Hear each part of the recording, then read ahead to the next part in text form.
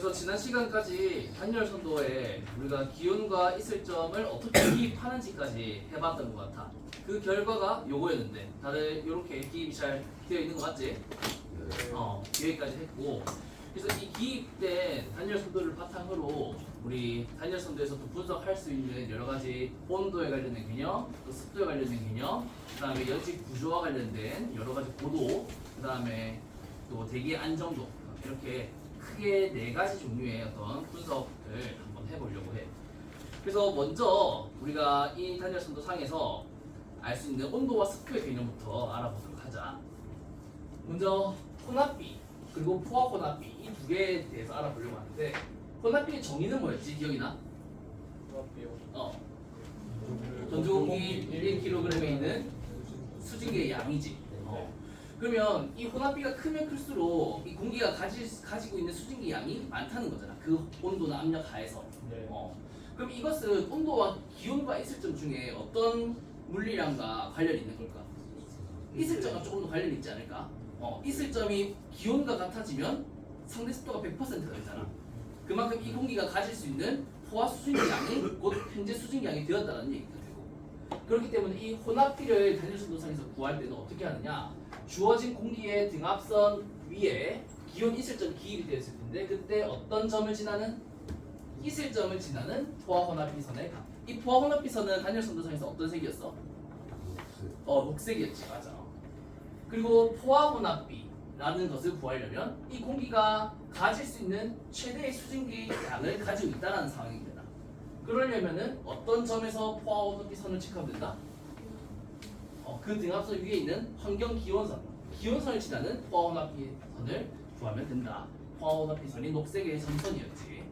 자, 그럼 혼합비, 포화 혼합비를 구할 수 있는 방법을 알아봤고, 그 다음 상대 습도는 되게 쉽게 보입니다. 상대 습도라는 것이 포화 수증기압분의 현재 수증기압 곱하기 100이라는 것을 내가 잘 알고 있을 텐데, 여기에 각 분모 분자에 건조 공기 1kg이라는 값을 나눠. 그러면 현재 수증기압과 포화 수증기압의 관계는 B는 현재 수증기량과 포화 수증기량의 B와 동일하겠지. 그러면 결국 여기 분모의 값과 여기 분자에 있는 값이 결국 어떻게 바뀔 수 있다? 포화 혼합비분의 혼합비 곱하기 100으로 바뀔 수가 있겠다는 거야. 그러면 이 두 개 구해가지고 나눠서 곱하기 100 해버리면 되겠다는 거지. 그러면 얼마나 간단하게 구할 수 있는지 한번 보자. 자, 그러면 여기 첫 번째 질문, 1000헥토파스칼, 즉 여기 조건에서는 지상이었는데, 지상에서의 공기가 혼합비, 포화 혼합비, 그리고 상대 습도는 어떻게 나오는지 한번 구해보자. 자, 어떻게 하면 된다고? 일단은 몇 헥토파스칼 해야지? 1000헥토파스칼 등압선을 쫙 끄고, 그 다음 혼합비는 어떤 점에서? 기온 이슬점 중에 이슬점에서 어떤 값을 체크하면 된다? 초록색 점선의 포화 혼합비선. 그러면 한번 체크해봐봐. 숫자가 몇으로 적혀있을까? 딱 17쯤 그치, 17쯤 되지. 맞아. 그래서 이렇게 17 이렇게 요 부분이 바로 이슬점을 혼합비를 체크하는 값이 되겠고, 그 다음에 포화 혼합비는 30. 기온에서 그러니까 몇 정도 되는 것 같아? 20. 포화 혼합비 값이 28 되는 것 같다. 이렇게. 그래서 혼합비와 포화 혼합비 값을 구했다. 기온이 30kg고 이슬점이 22도일 때. 자, 그럼 상대 습도는 어떨까? 28분의 17 곱하기 100 하면 되겠지. 그러면 약 61%가 나오거든. 이런 식으로 구할 수 있겠다는 거지. 지난 시간에 얘기했었지. 이렇게 기입하는 것을 작년에 어떻게 했다고? 시험에서 출제를 했다고. 이 단열 선도를 아예 그냥 비표 형식으로 넣어가지고. 그러니까 이 기입하는 과정을 너희가 한 번 정도는 해봐야 할 거야. 지금 손이 가만히 있는 친구들이 많이 있는데 직접 여기다 기입을 해. 자, 그 다음에 두 번째 개념은 온위와 관련된 내용을 해보려고 하는데, 자, 온위는 우리가 알고 있었어. 온위의 정의가 어떤 거였지? 그치, 맞아. 어떤 주어진 환경의 공기 덩이를 1000헥토파스칼의 이제 단열적으로, 건조 단열적으로 내렸을 때, 그때의 공기의 온도를 우리는 온위라고 얘기를 했어. 그러면 온위는 사실 쉬워. 900헥토파스칼에서의 공기가 가지는 온위는 그러면 어떤 점을 어떻게 해야 될까? 쌤이 설명을 지금 안 했는데 너희가 한번 생각해보자. 어떻게 하면 되지? 기온이 있을 점 중에 어떤 걸 체크해야 되지? 기온은 어떻게 하면 될까? 건조 단열 선을 따라서 어디까지? 1000헥토파스칼까지 쭉 내려보는 거야. 그러면 그때 무슨 선과 교차하는? 1000헥토파스칼과 교차할 때 어떤 값을 읽어야 되죠 우리가? 등온선, 그렇지. 기온의 값을 읽어야 되지. 그러면 어떻게 한다? 이렇게 900헥토파스칼 먼저 쫙 긋고 그 다음에 저 기온선에서 쭉 내린다. 어디까지? 1000헥토파스칼까지. 이때 관측되는 등온선의 값이 몇 도인 것 같아? 31도인 것 같다. 그래서 31도 이렇게 체크를 하면 되겠다. 확인되나? 네. 그리고 여기서 보면은 맨 아래에 있는 요 0, 10, 20, 30, 40 요 선에 사실 숫자가 있는 게 조금 어색할 수 있어. 왜냐면 등온선은 요거였잖아. 그치? 등온선은 요거였는데 요 숫자는 왜 이렇게 숫자가 적혀있다고 했지? 여기 아래 온위를 나타내는 거라고 저번에 얘기했었나? 1000헥토파스칼을 보면은 40도 등온선과 그 다음에 이 건조 단열선이 여기 1000헥토파스칼에서 교차를 한단 말이야. 그 말은 이 선을 따라가면 온위가 어떻다고? 같다고. 무엇으로? 40도. 그래서 그런 의미로 여기 40도라고 적혀 있는 거야. 여기 건조 단열선을 따라 쭉 나타나 있는 이 선 위에 있는 공기 정의의 온위는 40도야. 그렇지? 여기에서도 40도, 여기에서도 40도, 여기에서도 공기 온위는 40도가 될 거야. 그렇기 때문에 여기에 비록 등온선은 아니야. 이건 건조 단열선이잖아. 그럼에도 불구하고 여기 숫자가 40이 적혀 있는 이유는 이 선을 1000헥토파스칼까지 내려봤을 때 이때 등온선이 40도이기 때문에 여기에 40도가 편 이상 적혀 있다는 거지. 얘들아, 그 부분도 지난 시간에 얘기를 했을 텐데 이왕 온위를 한 김에 다시 한번 체크해보자. 자, 그 다음에 3번 800헥토파스칼 공기의 습도 온도를 물어보고 있어. 습도 온도는 어떤 거였어? 혹시 기억나? 습도 온도의 의미. 공기가 기화가 맞아. 공기가 기화해서 그 온도가 기화에 의해 빼앗겼을 때 얼마나 떨어졌는지 그걸 확인하는 온도야. 요거 너희들 중학교 때 혹시 배겹상 본 적 있나? 네. 배겹상 안에 보면은 이렇게 초등학교나 중학교 때 아마 이런 거 본 적이 있을 것 같은데. 왼쪽에는 이제 거지가 없고, 그다음에 오른쪽에는 거지가 감싸 있으면서 여기 물이 차 있고, 그래서 거지가 물을 흡수하고 기화되면서 여기 온도 측정하는 이 부분에 이제 기화에 의한 열을 빼앗아서 온도가 건고 온도에 비해 떨어져 있는 것을 확인할 수 있지. 그리고 건고 온도와 습도 온도의 차이가 클수록 습도는 어떤 상황이겠어 그러면? 낮은 상황이겠지. 그만큼 증발, 기화가 많이 일어나서 열을 빼앗았을 테니까. 그래서 습도 온도가 여기 있고 건고와 습도 온도의 차이가 크면 클수록 습도가 낮은 것을 이 표를 통해서 확인을 할 수 있을 텐데 그 의미의 습도 온도야. 그래서 습도 온도의 정의는 주어진 공기에서 기화만을 이용해 도달할 수 있는 최저 온도를 우리는 습도 온도라고 한다. 그래서 이것을 단열선도에서 구하는 방법은 주어진 공기로부터 형성되는 LCL 지점을 체크해보자. LCL 상승 응결구도야. 거기서부터 어떤 선을 따라 포화단열 과정, 포화단열선을 따라서 단열적으로 압축시킨다. 어디까지? 원래의 기압선까지. 그때 원래의 기압선과 교차하는 온도가 무엇인지 체크하는 것이 바로 습도 온도가 되겠다. 요걸 단열선도상에서 바로 한번 보자. 자, 3번. 800헥토파스칼에서 공기의 습도 온도를 물어봤으니까 800헥토파스칼의 기온과 있을 점을 체크하고 여기서 어떤 고도를 체크한다고? LC의 상승 응결고도. 상승 응결고도를 구하는 법은 잘 알고 있을 텐데 기온에서는 어떤 선을 따라? 건조 단열선을 따라. 그 다음에 있을 점에서는 있을 점 감열선 혹은 포와 혼합 이선을 따라. 즉 초록색 점선을 따라. 그럼 이렇게 양옆에서 쭉 올려보는 거야. 올려보면은 이렇게 되겠지. 자, 이렇게. 보이되나? 그럼 이 지점이 바로 응결이 시작되는 고도인 거야. 그래서 포화를 시켰어. 포화를 시킨 이후에 어떻게 해야 돼? 기화에 의해서 열을 빼앗아야 되잖아. 그 과정을 여기서 어떻게 한다? 스빙 단열선을 따라 내려주면 돼. 스빙 단열선을 따라 내려주면 내려줄수록 기온과의 차가 어때? 커지지. 그 말이 곧 기화에 의해서 열이 빼앗긴다는 것을 단열선도상에서 의미하는 거야. 그러면 어떻게 된다? 이렇게 쭉 내려보는 거야. 쭉 내려보는 거지. 그러면 여기 원래의 압력, 원래의 고도에 도착했을 때 그때 온도를 우리는 무슨 온도로 한다? 습구 온도라고 하는 거야. 그럼 이때 온도 혹시 몇 도로 체크돼? 한번 볼래? 앞을 보지 말고 너희 단열선도 한번 기입하면서 봐봐. 13도 13? 13, 14도 13, 14 정도 맞아. 13.5, 뭐 13.3 뭐 이렇게 여기 화면상에 찍히는 것 같은데 그쯤 되는 것 같아. 맞아. 이 부분. 쌤은 이제 가장 가까운 반올림에서 13도 정도라고 체크를 해봅니다. 습구온도 의미는 그렇다. 자, 그럼 여기서 만약 질문, 이 공기 800헥토파스칼의 공기에 있을 점이 더 낮아. 그래서 여기에 만약에 표시된다. 그러면은 습구온도는 더 어떻게 써? 기온과 있을 점 사이에 기온은 똑같은데 있을 점이 더 낮아요. 여기 문제에서 줬던 겁니다. 그러면은 습도가 더 어떻다는 거지? 낮다는 거지. 그러면 기화가 더 많이 일어나서 습도는 더 어떻게 해야 될까? 맞아. 더 떨어져야 되겠지. 그리고 실제로 해봐도 이렇게 올리고 이렇게 올려서 습구 선을 따라 이렇게 내려보면 습도도 더 떨어지겠지. 그래서 요 습구 온도의 의미가 단열수도 상에서 쉽게 파악이 가능하겠다. 그런 의미라고 생각해 주면 되겠어. 자, 그 다음에 마지막 700헥토파스칼 공기의 상당 온도를 물어봤는데 요 상당 온도의 의미가 좀 상당해. 한번 들어보자. 상당 온도의 의미는 주어진 공기가 강제로 단열 상승하는데 이때 공기에 포함된 수증기가 응결이 될 거야. 그때 발생하는 잡열이 있잖아. 그 잡열이 이 공기에 다 들어간다고 생각하는 거야. 무슨 말인지 알겠나? 포화가 되고 응결이 되면서 발생하는 잡열이 이 공기에 다 들어가는 거지.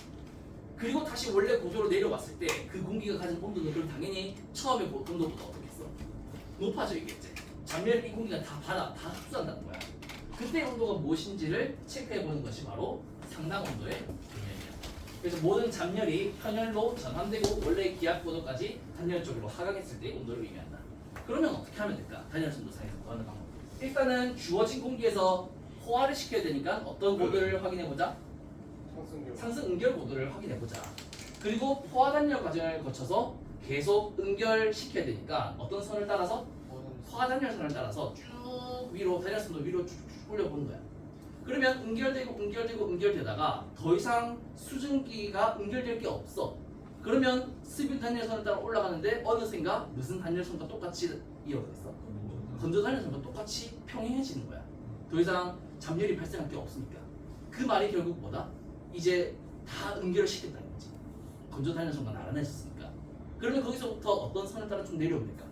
건조 단열선 거죠. 건조 단열선을 따라 쭉 원래의 고도까지 내려오면 그게 잡열이 반영된 거라고 보면 되겠지.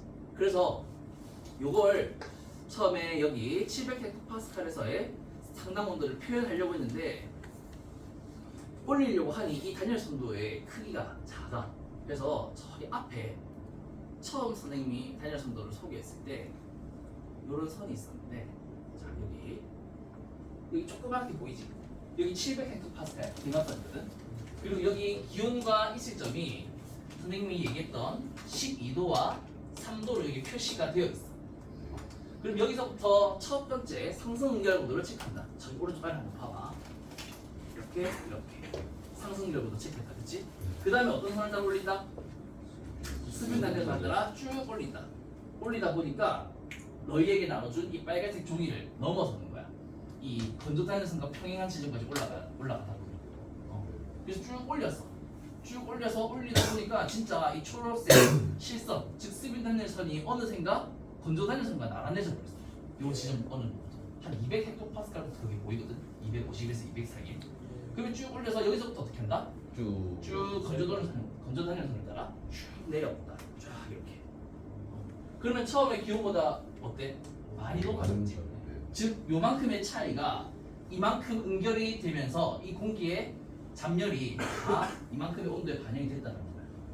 그래서 측정되는 온도가 뭐냐? 여기 체크를 해보니까 30도가 되더라. 처음에 22도였던 공기에 아니지 12도의 기온을 가졌던 온도를 가졌던 공기가 상당 온도로는 30도만큼의 상승이 일어났더라. '그러니까 이 잡열이 가지는 것이 좀 굉장히 영향력이 있다는 거지. 잔열이 이 정도 있었구나. 이 공기가 가지는 잔열이 그런 것들도 알 수 있습니다. 자, 그럼 여기서 만약에 또 질문을 해보자. 만약에 이 공기가 지금은 기온이 12도, 이슬점이 3도였어. 근데 이슬점이 기온에 더 가까워져. 즉 기온 이슬점이 3도가 아니라 뭐 5도, 10도 아니면 12도라고 해보자. 그러면 애초에 여기서부터 포화가 되어버렸지. 그러면 이 공기가 가질 수 있는 잠열은 더 어때? 더 많겠지. 수증기가 더 많으니까. 그러면 만약 포화되었다. 여기 이슬점이 여기인 거야. 그럼 포화되었으면은 이 공기의 상당 온도를 구하려면 어떻게 해야 될까? 바로 쓰는. 그렇지. LCL을 구할 필요가 없겠지. 여기 이미 포화되어 있으니까. 그래서 여기서부터 바로 스빈 단열선을 따라 쭉 올려버려. 쌤은 지금 초록색 색깔을 따라서 옮기고 있어. 그 다음에 건조 단열선을 따라 쭉 내리는 거야. 이렇게. 그러면 확실히 더 어때? 넘어가 버렸다. 처음 우리가 여기서 계산했던 것보다 더 온도가 높아졌지. 그만큼 더 잠열이 많이 있었다라는 걸로 해석을 할 수 있다. 어떤 의미인지 알겠지? 그래서 이렇게 단열선도 상에서 이 공기가 가지는 잠열을 온도의 변화로 환산했을 때 얼마나 되는지도 이렇게 확인할 수 있다. 자, 여기 있는 거 뭐 걸어놓고 설명은 안 했는데 요것이 USAF 아마 유나이티드 스테이츠 에어포스 미국 공군에서 쓴 단열 선도를 쌤이 가지고 온 거든. 스큐티 로그 P 다이어그램이고 실제로도 요 정도 크기에서 분석을 했었던 걸로 기억이 나. 그래서 여기 얘기했던 스탠다드 애트모스피어 알티튜드 1000 of 미터 그래서 1000m 1km 단위의 숫자 쌤이 너희들한테 주는 요만큼이지 맞지? 요만큼이다 이거. 그래서 전체를 다 가지고 와봤으니까 쉬는 시간에 잠깐 와서 혹시 위에 부분이 어떻게 되는지 그리고 스빈 단열선과 건조 단열선이 진짜로 여기 위에 충분히 고도가 높아졌을 때는 나란하게 되어 있는지 한번 확인해보면 좋지 않을까 싶어서 가지고 와봤습니다. 그래서 이따가 개인적으로 한번 확인해보고 자 그래서 상당 온도의 개념은 이렇다. 자 그 다음에 그러면 습도와 온도와 관련된 개념 이렇게 다 확인을 해봤어. 그럼 이 부분은 이제 넘어가자. 자 그 다음에 두 번째 대기의 연직 구조, 즉 구조 여러 가지 고도에 대해서 얘기를 할게. 자, 첫 번째는 상승 응결 고도 LCL, Lifting Condensation Level이라고 하는데 얘는 어떤 의미인지 다 알고 있다 맞지? 계속 우리가 했으니까 기온에서는 건조단열적으로 선을 따라 그 다음에 이색점에서는 포화 혼합비 선을 따라서 올렸을 때 교차하기 시작하는 고도. 자, 그 다음에 두 번째는 대륙 응결 고도야. 대륙 응결 고도는 CCL, Convection Condensation Level이라고 하는데 LCL과 CCL의 차이는 어떠냐? LCL은 사실 우리가 CCL을 사용하지 않았었어. 다 LCL만 사용했는데 대기가 상승하는 그런 기작에 여러 가지가 있었는데 혹시 네 가지 기억나나? 강제적으로 대기가 상승하는 과정. 국지적 가열. 국지적 가열, 지형을 따라. 지형 차를 따라 또 전선면을 따라 그 다음에 저기압에 의해서 상승하는 거. 근데 여기서는 세 가지를 소개하고 있는데 LCL을 구할 때는 어떤 상황이냐? 산이나 전선면을 따라서 뭔가 타고 올라가는 그런 상황일 때 우리는 LCL을 써야 한다고 봐. 그리고 국지적인 가열에 의해서 상승이 일어나는 것은 이 대류 응결 고도, 대류에 의해서 공기가 상승하는 거기 때문에 대류 응결 고도의 개념으로 쓰거든. 그래서 이 대류 응결 고도는 지표 부근의 불포화 공기통이가 가열로 인해서 밀도가 작아지고 부력이 발생하니까 이로 인한 단열 상승으로 포화에 이르는 고도, 이러한 대류 응결 고도라고 정의를 해. 또는 달리 말해서 보통 일반적으로 지표의 가열에 의해서 형성되는 저분, 특히 여름철에 이런 것들이 많이 있는데 솜사탕 정도를 둥글하게 생겨있는 그런 저분의 운저 고도를 우리는 대류 응결 고도라고 봐주면 되겠어. 이 대류 응결 고도를 구하는 법은 오히려 LCL보다 쉽다. 어떻게 하느냐? 지표면의 이슬점 온도를 지나는 포화 혼합비 선과 환경 기온 선이 만나는 점의 고도를 체크하면 돼. 그럼 어떻게 체크하는지 한번 보자. 여기 LCL을 구하는 방법은 알겠지? 그 다음에 CCL을 구하는 방법은 어떠냐? 이슬점으로부터 그냥 포화 혼합비 선을 따라서 쭉 올려. 그러면 무슨 선과 교차한다? 기온 선과 교차한다. 요 지점이 바로 뭐가 된다? CCL이 된다. 요런 식으로. 다시 앞에 시켜. 자, 이렇게. 요 점이 바로 CCL이 되겠다는 거죠. 즉 기온이 30도, 이슬점이 22도의 공기덩이가 어떤 국지적인 가열을 받게 되면은 요 지점 고도로는 한 1.7km 여기서 문저가 생기게 된다는 거예요. 그리고 나아가서 여기 대륙 응결 고도, 이때 응결이 시작되는 고도가 여기인데 이 공기는 건조 단열적으로 내렸을 때 이 공기가 가지는 온도는 몇 도일까? 이것에 관련된 개념이 바로 대륙 온도거든. 그래서 이 대륙 온도를 구하는 방법은 대륙 응결 고도로부터 건조 단열적으로 지상까지 1000헥토파스칼까지 내렸을 때의 온도를 구하면 된다. 이때 교차되는 온도는 35도로 체크가 되고요. 그래서 대륙 온도는 이렇게 구한다는 거. 온도의 개념이 하나 더 추가됐다. 대륙 온도까지 체크됩니다.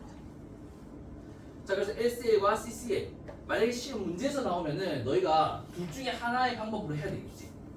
어떤 문제 상황이 어떤 방식으로 경제 상승하느냐를 잘 체크하고 LCL을 적용할 것인지 CCL을 적용할 것인지 파악을 해줘야 되겠습니다. 자, 그 다음에 우리가 보통 이렇게 계산하고 나서 LCL을 구하고 나서 뭘 했어 항상? 스빈 단열선을 따라 쭉 올렸을 때 뭘 체크했지? 기온선과의 교차를 우리가 주로 봤었어, 그렇지? 이 교차를 봄으로써, 즉 환경 기온과의 비교를 함으로써 운정의 고도를 체크하려고 했다, 맞나? 네. 그래서 운정의 고도가 정해졌다는 말은 그 위로는 공기가 자발적으로 상승하기 어렵다라는 의미로 해석이 될 수 있어. 주위의 공기보다 온도가 낮아서. 그런 개념이 바로 이 이제 세 번째, 네 번째 소개할 자유대륙 고도와 평형 고도의 개념입니다. 자, 자유대륙 고도부터 얘기를 하면은 LFC, Level of Free Convection이라고 하는데 이 고도로부터는 공기가 자발적으로 상승할 수 있다, 자유롭게 대류할 수 있다라는 의미야. 그래서 상승 응결 고도 이상에서 혹은 대류 응결 고도 이상에서 공기덩이가 상승하게 되는데 이때 스빈 단열적으로 쭉 기온과 S점이 변할 거야. 그래서 우리는 초록색 실선을 따라서 쭉 끌어올려. 그런데 주위의 기온과 같아지기 시작하는 고도, 그리고 이 고도가 되면은 주위의 공기에 비해 온도가 높기 때문에 자유롭게 상승할 수 있게 될 거다. 그래서 구하는 방법은 LCL로부터 스빈 단열선과 상승할 때 처음 환경 기온선과 만나는 점을 우리는 자유대륙 고도라고 합니다. 그 다음에 평형 고도, 이게 바로 그 평형이 시작되는 고도, 즉 안정화가 되면서 운정의 고도가 체크되는 의미가 바로 이 평형 고도예요. 그래서 상승 응결 고도 또는 대륙 응결 고도 또는 자유 대륙 고도, 이 어떤 고도에서부터 부력을 얻어서 상승하는데, 그렇게 단열적으로 상승하는 공기덩이가 환경 기온과 같아지기 시작하면서 결국 부력을 잃기 시작하는 고도, 이 말이 곧 환경의 기온보다 온도가 낮아지기 시작하는 고도라고 보면 돼요. 그래서 구하는 방법은 CCL이나 LFC에서부터 스빈 단열선을 따라 상승하는데 처음 환경 기온선과 만나는 점을 체크하면 되겠다. 자, 그러면 바로 단열선도 상에서 보자. 자, LCL, CCL 이렇게 우리가 구해봤다, 그렇지? 그 다음에 보통 우리가 이렇게, 자, 앞에 초록색 선 한번 잘 봐봐. 쌤이 긋는 거, 여기 애니메이션 넣어 보이나 이거? 네. 이걸 보면은 두 개의 교차점이 발생한다. 여기, 그렇지? 자, 그럼 처음 여기 교차하는 지점은 어떤 의미일까? LFC. 여기서부터는 공기가 자유롭게 대류할 수 있다는 말이야. 왜 그러냐? 자, 여기 공기 한번 볼래? 응결이 시작됐잖아, 그렇지? 그래서 여기까지 끌어올린다. 근데 끌어올리는 게 자발적인 걸까? 아니지. 왜냐? 주위의 공기보다 온도가 낮잖아. 온도가 낮음에도 불구하고 강제적으로 스빈 단열적으로 상승을 시키는 거야. 억지로. 되게 연지 구조를 파악하기 위해 억지로 끌어올리는 거야. 주위의 공기보다 온도가 낮아서 밀도가 큰데도 불구하고. 그런데 여기서부터는 어때? 주위의 공기보다 온도가 다 높지. 그러니까 여기서부터는 조금만 어떤 상승이 일어나도 주위의 공기보다 온도가 높고 밀도가 작아서 부력이 발생한단 말이야. 그러니까 여기서부터는 자유롭게 대류를 할 수 있는 거지. 그래서 이 지점이 바로 자유 대류 고도가 되는 거야. 그리고 여기서부터는 어떻다? 다시 교차를 하는 지점이 보이는데 여기서부터는 주위의 공기보다 환경 기온보다 온도가 어때? 낮지. 그러니까 밀도가 커서 여기서부터는 자발적인 상승이 어렵다는 거야. 그래서 운정은 여기까지 생길 수 있게 되는 거겠지. 그래서 이 부분이 바로 평형 고도, 이퀄리브리엄 레벨이라고 합니다. 알겠나? 근데 방금 우리는 LCL로부터 올렸어. 즉 상황 자체가 어떤 면을 따라서 상승했을 때를 생각한 거야. 하지만 아까 전에 어떤 상황도 있다고 했지? 구체적인 가열, 맞아, CCL이 있다고 했어. 그러면 이렇게 선을 그으면 안 되겠지. 어디서부터 그어야 되겠다? 여기 앞에 여기 봐봐. 이렇게 그어서 선을 확인해야 되겠다. 근데 CCL은 보통 어떤 특징을 가지냐? 물론 환경 기온에 따라서 다르겠지만 지금 이 상황은 어때?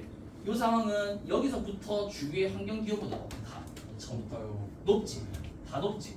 그러니까 여기 CCL 이꼴 뭐가 또 될 수 있다? 여기서는 LFC가 될 수 있는 거야. 여기서부터 자유롭게 대류할 수 있습니다. 그래서 쭉 올라가서 여기부터 되니까 환경 기온보다 온도가 낮은 상황. 그럼 여 지점이 뭐가 되겠다? 평형 온도가 되는 거지. 알겠나? 그래서 어떤 상황에서 응결이 발생하는지 상승이 발생하는지 체크를 하고 CCL로 접근을 할지 LCL로 접근을 할지 체크한 다음에 문제를 해결해 나가면 되겠어. 자, 여러분 고도 하나 남았어. 이 고도 하나는 바로 뭐냐? 빈결 고도라고 하는데 프리징 레벨. 얘는 너무 쉬워. 빈결 고도는 단열 선도에서 드문선 0도선이 있을 텐데 그것과 환경 기온선이 만나는 점의 고도를 빈결 고도라고 해요. 그럼 얘들아 빈결 고도 몇 도인지 한번 몇 헥토파스칼 정도인지 한번 체크해 볼래 너희가? 빈결 고도. 드문선 0도선 한번 찾아봐. 530. 530. 그렇지. 여기 이게 등원선 0도선인데 여기랑 환경 기온선과 교차하는 요 지점. 맞지? 540, 530 사이. 그쯤에 만들어지는 거야. 확인되나? 너희가 눈이 좋아서 여기 있는 숫자가 다 보이는 건지 아니면 종이상에서 직접 들여다보고 있는 건지 모르겠지만 어쨌든 그래 이렇게 구하면 된다는 거. 근데 또 생각해보면 이렇게 기압이 지상에 1000헥토파스칼이랑 500헥토파스칼 레벨인데 어느 점이 몇 도일까? 0도가 아니겠지. 네. 그럼에도 불구하고 빈결 고도의 의미는 그냥 이렇게 잡아. 어떤 분석을 하는데 참고가 되는 사항이다. 어쨌든 이렇게 빈결 고도까지 체크를 해서 대개 연집 구조는 이렇게 마무리를 해주자. 자, 그 다음에 대기의 안정도 관련된 거 세 가지 한번 설명을 좀 해볼게요.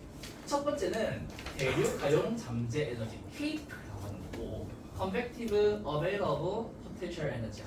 대류 가용 잠재 에너지. 이거 달리 말하면 부력 에너지라고 해요.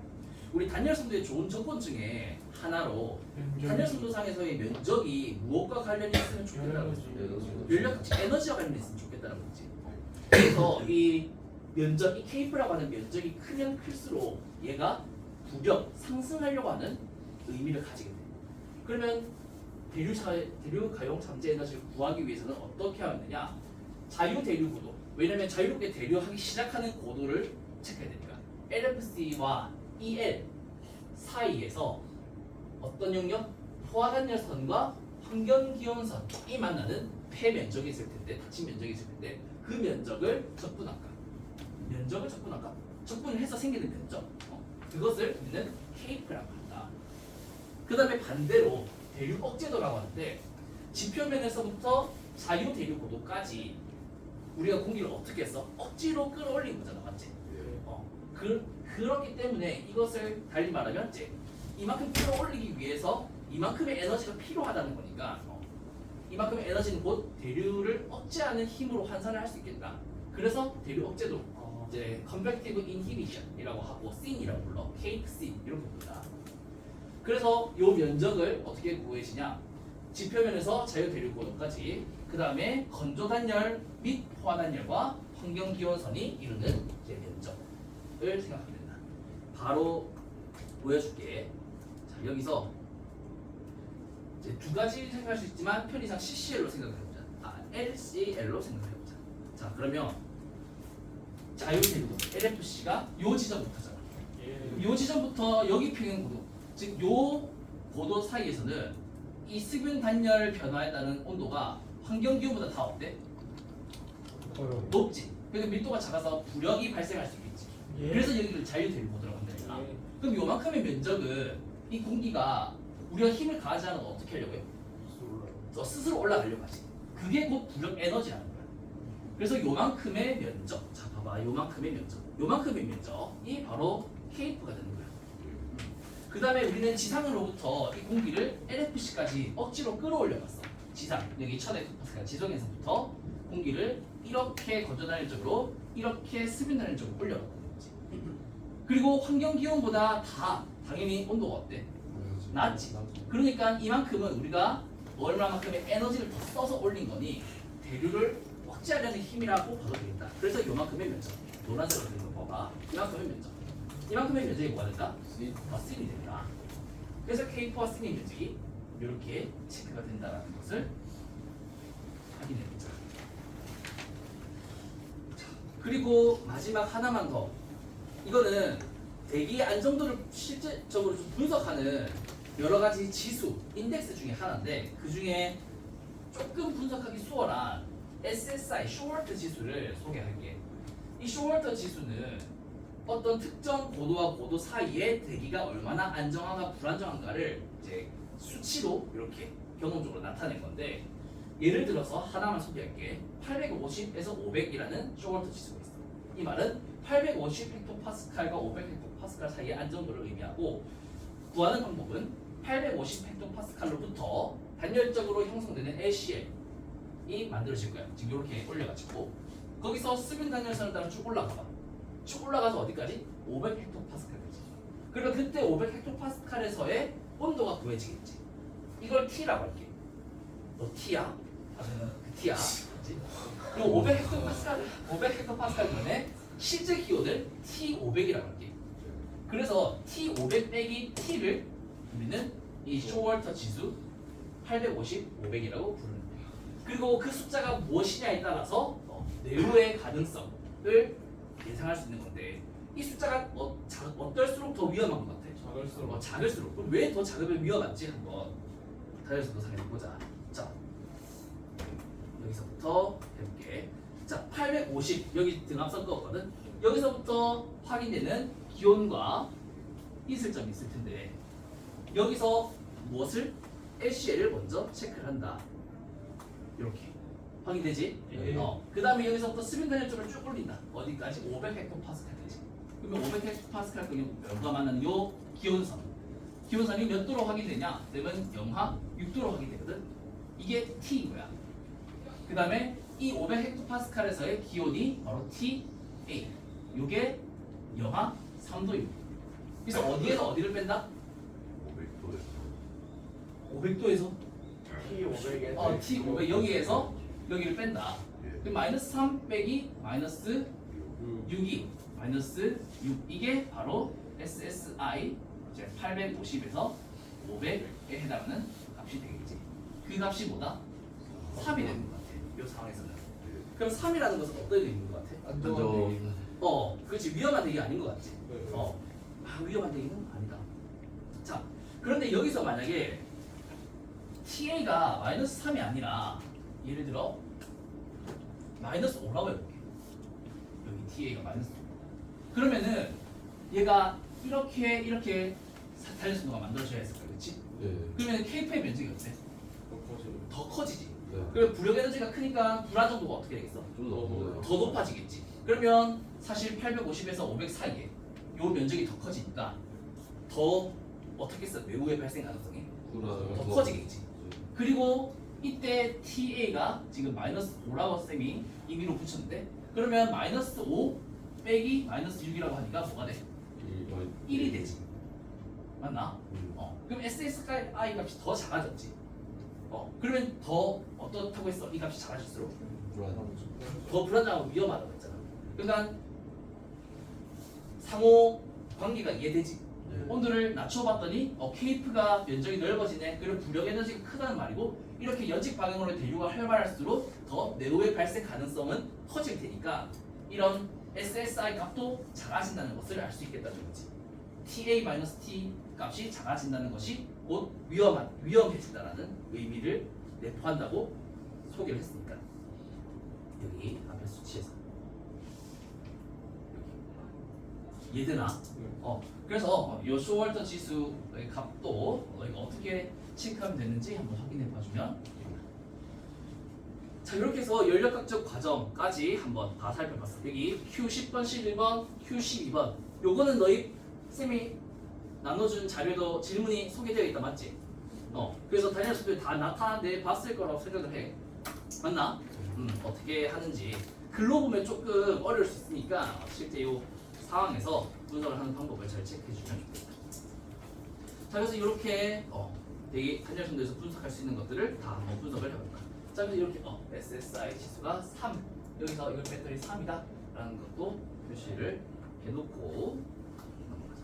자, 그래서 기상청에서 보면 이렇게 분석을 다 한 결과가 이렇게 나타나 있다. 그리고 여기도 이렇게 나타나 있다. 자, 한번 들여다볼까 잠깐. 여기 Korea Meteorological Administration. 이게 어딜까? 한국 대한민국 기상청이야. 그리고 이 자료는 옛날 자료인데 2011년 9월 20일 빨간색이 가장 최근의 거. 그 다음에 파란색은 그 직전에 자료를 했지. 그래서 파란색, 빨간색 이렇게 두 개가 나타나 있다는 거. 그래서 현재라고 해야 될까? 가장 최근의 것을 보려면 빨간색 실선과 빨간색 점선을 쭉 보면 이렇게 분석이 되어 있다는 것을 확인할 수 있고, 그 직전 것은 파란색 실선과 파란색 점선으로 기온과 있을 점이 이렇게 나타나 있다는 것을 확인할 수 있겠다. 5가지 등치선 이렇게 소개가 되어 있는 거 알고 있을 거고, 그 다음에 지난 시간에 쌤이 이거 설명했나? 단열선도 보면 가운데 되게 굵은 선이 하나 있어. 이거 설명했었나 혹시?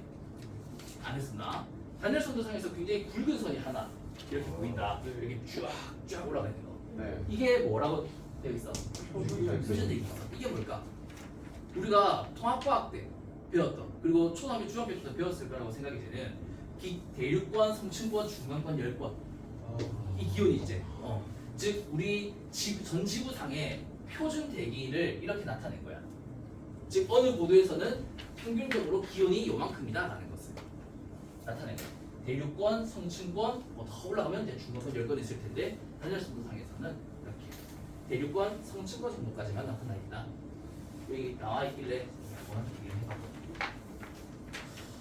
그래서 이렇게 기상청 손에 잡히는 예보 기술이라는 기상청에서 발간한 책이 있는데 이 책에 이 내용이 들어가 있고, 실제로 이 자료 안에는 우리가 방금 이야기 나눴던 단열 선도의 구성 요소나 분석 방법들에 관한 설명이 잘 나와 있으니까 혹시 관심 있는 사람은, 더 공부하려는 사람은 이 자료를 참고해봐도 좋겠다. 자, 그리고 안정층, 불안정층. 이건 우리 교과서에 나와 있는데 빠르게 넘어가 보자. 이 자료 혹시 봤던 거 기억나? 이 기온의 감률이 감마 S는 습균 단열 감률, 그 다음에 감마 D는 건조 단열 감률인데, 환경의 기온 감률이 크면 클수록 대기가 어떻다 했어? 안정이 불안정이? 불안정하지. 그러니까 기온 감률이 크면 클수록 위에가 더 차갑고 밑에가 더 따뜻해지니까 이 밀도 차이가 더 큰 거잖아. 그리고 환경 기온의 감률이 크면 클수록 불안정하다. 그런데 그 기온 감률이 감마 D, 그리고 우리가 G2에서 배웠던 10도 10km보다 더 기온 감률이 크면 어떤 상태다? 절대 불안정이다. 그 다음에 기온 감률이 습균 단열 감률보다도 작아. 그러면 어떤 상태다? 절대 안정의 상태다. 하지만 환경의 기온 감률이 습균 단열과 건조 단열 사이다 라고 하면은 어떤 상태다? 조건부 불안정 상태다. 그러면 이때 말하는 조건은 무슨 조건을 따져야 된다는 거야? 그치. 이 공기, 이 환경 기온, 이만큼의 기온 감률이 있는 이 층의 공기가 습균하냐 라면 습균 단열 감률과 비교하면 되고, 건조하냐 라고 한다면 건조 단열 감률과 비교해보면 된다는 거지. 그거를 우리 단열 선도상에서 우리가 그려놓은 단열 선도상에서 한번 체크를 해보자. 자, 이거는 우리 책에 나와 있는 안정도와 관련된 개념인데 뭐 너희가 읽어보면 어렵지 않게 이해할 수 있을 거야. 그리고 이거는 역선층에 관련된 개념인데 일반적으로 새벽에 이제 복사 냉각에 의해서 지표의 기온이 확 떨어진다. 그렇기 때문에, 하지만 대기에서는 이 낮 동안 받은 열이 어느 정도 조금 있기 때문에 이렇게 역전층이 발생한다. 이거는 절대적으로 안정하겠지? 그렇기 때문에 어떤 오염 물질이 이제 여기서 만들어지면 여기 굴뚝이 있어 막 내연에 이렇게 막 나온단 말이야. 이렇게. 그러면 여기 위로 올라가려고 하는데 안 돼. 여기 안정한 층이니까. 그래서 이렇게 여기 막 퍼지면서 스모그 현상 같은 게 발생할 수 있다. 이게 보통 역전층 관련해서 많이 나오는 이야기고 우리 책에도 그렇게 설계가 되어 있더라. 자, 그다음에 여기서 우리 대기도 안정도 한번 분석해보자. 자, 먼저 이렇게 100헥토파스칼씩 우리가 기입을 했으니까 이렇게 6개의 층을 한번 나눠볼게. 그럼 A층 한번 볼까? A층 1000에서 900헥토파스칼 사이인데, 자, 여기 오른쪽 위에 한번 그림을 보자. 쌤이 여기 빨간색이 기온으로 이미 되어 있으니까 좀 분석하기에 불편할 것 같아서 건조 단열 감밀 선을 빨간색이 아니라 검은색 선으로 바꿀게. 이렇게. 자, 그러면 1000에서 900 사이에 기온 값에다가 이렇게 건조 단열선, 스빌 단열선을 그어봐. 그러면 요 환경 기온 감률이 어때? 두 단열 감률선의 사이에 있지. 그러면 어떤 상태다? 조건부 불안정 상태인데 이 공기는 지금 스면한 상태야? 아니면 건조한 상태야? 그치? 불포화 상태지. 그러니까 이 환경 기온의 감률은 조건부인데 어떤 조건으로 접근해야 된다? 건조 단열선과의 비교로 접근해야 된다. 그러면 건조 단열선보다 기온 감률이 커 아니면 작아? 작지. 크다면 이렇게 나타내야 되겠지. 감률이 크다는 말이. 그러니까 건조 단열선보다 환경 기온의 감률이 더 작으니까 어떤 상태다? 안정한 상태다. 그래서 이렇게 설명하면 되겠지. 만약에 A의 층의 안정도를 판별하라 라고 하면 안정하다라고 얘기를 하면 될 거야. 조건부 불안정인데 안정하다 라고 얘기를 해도 돼. 근데 조건부 불안정이다 라고 얘기를 하면은 선생님이 얘가 완벽히 알고 있구나 라고 할 수 있을까? 아니겠지. 이 조건을 따지지 않았으니까. 조건이 제시가 되어 있는데 말이야. 그래서 이런 부분을 체크해보고. 자, 그러면 B층 한번 보자. B층도 건조 단열선 체크, 스빈 단열선 체크. 그럼 어떤 거 같아? 당연히 안정하겠지. 그 다음에 C층도 어때? 안정하겠지. 아직 건조한 상태야. 불포하는 상태. 그 다음에 D층도 안정. 그 다음에 E층은 안정. 그 다음에 F층은 절대 안정이겠지. 건조 단열선, 스빈 단열선보다도 더 감률이 작으니까. 근데 여기서 쌤이 만약에 질문을 하나 해볼게. 요거만 하고 마칠게. 자, 만약에 이때 있을 점이 여기에 있다고 해보자. 여기에. 그러면 있을 점이 이렇게 되겠다, 맞지? 그러면 어떨까? 그러면 이 층의 안정도는 어떻게 될까? 그렇지, 스빈 단열선과 비교해야 되겠지. 왜? 이 선이 포화되었으니까. 이 층이 포화되어 있지. 그러면 스빈 단열선과 환경 기온 감률선을 체크해보자. 그럼 어때? 스빈 단열 감률보다 더 어때? 더 크지? 스빈 단열 감률보다 환경의 기온 감률이 더 크잖아. 그러니까 어떤 상태가 되겠다? 불안정한 상태라고 얘기를 해야 되겠다. 그래서 이 상황은 비록 그게 없었지만 이렇게 조건부 안정, 불안정을 체크하면 되겠다. 자, 그래서 여기까지가 마지막 Q13 마지막 질문이었고, 이렇게 해서 단열선과 관련된 분석을 다 마무리하도록 할게요. 수고했다.